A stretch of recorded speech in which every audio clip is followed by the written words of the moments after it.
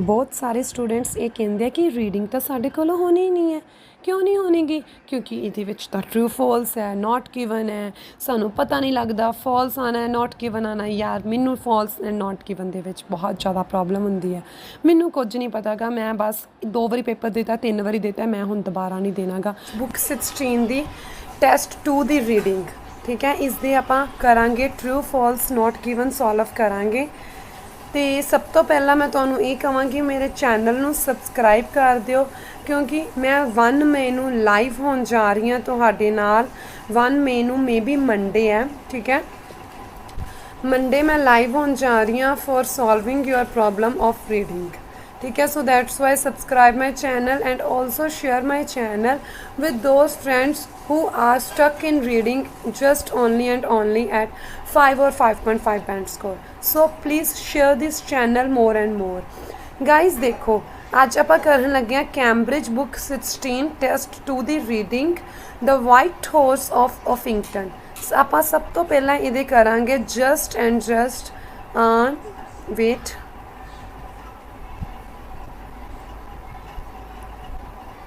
True false not given, sorry मैं yes no not given मे भी बोल दिता स्टार्टिंग दे विच, ट्रू फॉल्स नॉट गिवन है।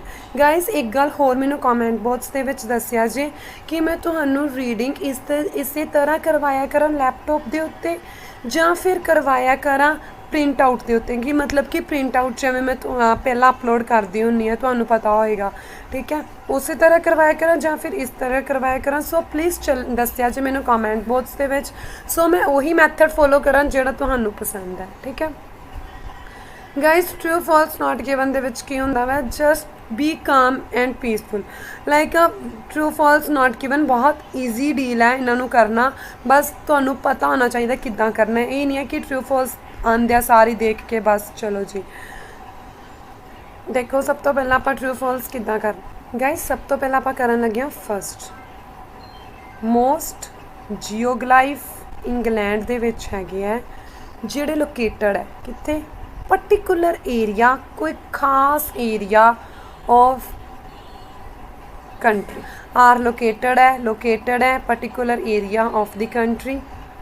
ये कीवर्ड्स पर लैके जाऊँगी जिमें जिमें उमें जेड़े है कीवर्ड्स मिट जाएंगे, ठीक है। सो ध्यान रखिया जी थोड़ा जा। मेन आप रीड किया most geoglyph England located particular area country, ठीक है, कि ज़्यादातर जो जियोग्लाइफ है इंग्लैंड दे विच वो खासकर कित्थे है बने हुए है, कित्थे लोकेटेड है पर्टिकुलर एरिया कंट्री दे, ठीक है। क्या जो हम इतने जियोग्लाइफ की गल हुई है 56 हिल फिगर साउथन कंट्री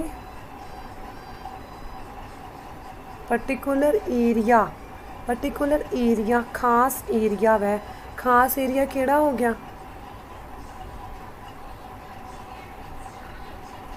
उन्होंने कहा सी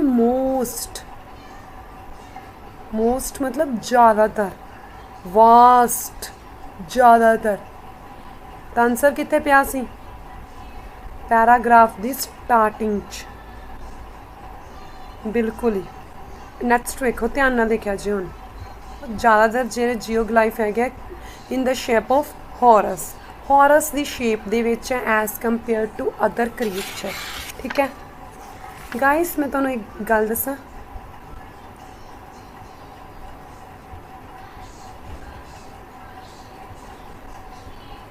जिथे तुहानू लगे ना कंपैरिजन दिता हुआ चुप करके ना उत्थे नोट गिवन ला के आ जाओ। तुहाडा 100 विचों 80% है कि नॉट गिवन करैक्ट जाएगा। इन्नी टेंशन लैन की ना लोड़, मतलब कि यार शांत होकर रीडिंग कराया करो, इन्नी रीडिंग औखी भी नहीं हैगी जिन्नी तुसीं बनाई हुई है। A recent dating of Uffington, जी रीसेंट डेटिंग है ऑफिंगटन की वाइट हॉर्स की इंडिकेट की शो करती पई है दैट पीपल उन्होंने लोगों के कोल मिसटेक हुई सी अबाउट इट्स एज के बारे, ठीक है। देखो इसका आंसर कितने अपने को रीसेंट डेटिंग रीडेटेड, समझ लगी, डेटेड होया रीसेंटली, क्लीयर है। एज के बारे होया, एज डेट, ठीक है। टू बी इवन ओल्डर, ज़्यादा ओल्ड सी age compare to previously assigned. Controversial, ज़्यादा कॉन्ट्रोवर्शियल सी, ज़्यादा ओपोजिट सी, ठीक है, कुछ ज़्यादा ही रल, ठीक है। मोस्ट फेमस, मोस्ट मिस्टीरियस,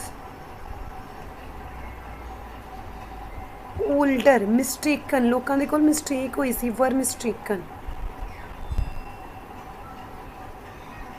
वही तो गल उधर कह रहे हैं। देखो अंदर ध्यान नाल, the Uffington White Horse in Oxfordshire, the white horse has recently been redated. उन्हें हुणे रीडेट किया गया सी, तो उन्हें शो किया ज़्यादा ही कुछ ओल्ड है, तो यही तो उन्होंने वर मिस्टेकन उधर गलती दसी गई सी, काहदे बारे, अराउंड एज डेट के बारे, ठीक है। ਹੁਣ ਆਪਾਂ ਕਰਨ ਲੱਗੇ ਹਾਂ 4th, ठीक है गाइस। मैं ਤੁਹਾਨੂੰ पहले 4 ही करवाने आ, 4 ही करवाने आ। जेकर ਤੁਹਾਨੂੰ ਇਹ ਵਧੀਆ ਲੱਗਿਆ ਮੇਰਾ ਕਰਵਾਉਣ ਦਾ ਤਰੀਕਾ, ਦੈਨ ਪਲੀਜ਼ ਮੈਨੂੰ ਕਮੈਂਟ ਬਾਕਸ ਦੇ ਵਿੱਚ ਦੱਸਿਓ, ਤੇ ਤਾਂ ਹੀ ਮੈਂ ਹੋਰ ਇਸੇ ਤਰ੍ਹਾਂ ਵੀਡੀਓਜ਼ ਅਪਲੋਡ ਕਰਾਂਗੀ, ਠੀਕ ਹੈ। ਮੈਨੂੰ ਵੀ ਪਤਾ ਲੱਗੇ ਨਾ, ਹਾਂ ਬਈ ਮੇਰਾ ਮੈਥਡ ਸਹੀ ਹੈ, ਬੱਚਿਆਂ ਨੂੰ ਸਮਝ ਲੱਗ ਰਹੀ ਹੈ, ਫਿਰ ਹੀ ਮੈਂ ਆਪਣੇ ਆਪ ਨੂੰ ਮੋਟੀਵੇਟ ਕਰਾਂ ਵੀਡੀਓਜ਼ ਤੁਹਾਨੂੰ ਪ੍ਰੋਵਾਈਡ ਕਰਨ ਦੇ ਲਈ, ਠੀਕ ਹੈ। ਸੋ ਪਲੀਜ਼ ਮੈਨੂੰ ਕਮੈਂਟ ਬਾਕਸ ਦੇ ਵਿੱਚ ਜ਼ਰੂਰ ਦੱਸਿਆ ਜੇ। हिस्टोरियंस के बारे, एग्रीमेंट के बारे। Historians have come to an agreement, उन्होंने समझौता करना ही पिया, उन्होंने एग्रीमेंट से आना ही पिया। ओरिजिन्स के बारे of the Long Man of Wilmington, ठीक है।